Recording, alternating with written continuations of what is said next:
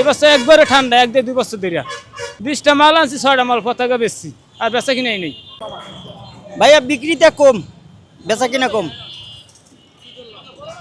বেচা কিনা কম, মানুষজন নাই রাস্তাঘাটে, আর যা আছে তারা কেনে না।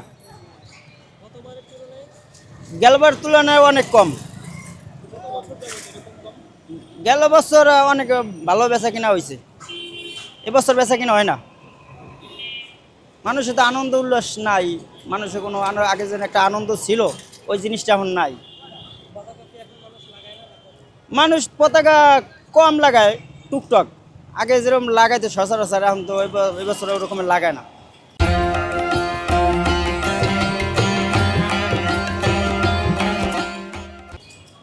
দুই একজনে আহে, আইলে দাম চাইলে উল্টাপাল্টা কইয়া জায়গা 50টা 60টা 40টা এরকম কয়।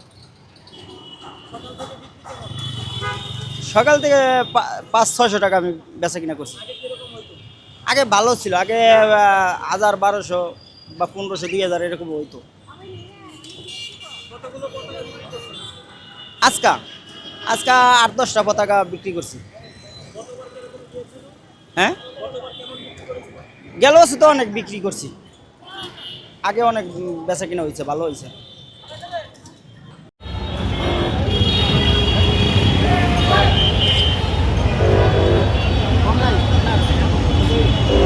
অনেক কম বেচা কিনা নাই, কারণ টাকা পয়সা নেই মানুষের হাতে, টাকা কিনবে কিভাবে?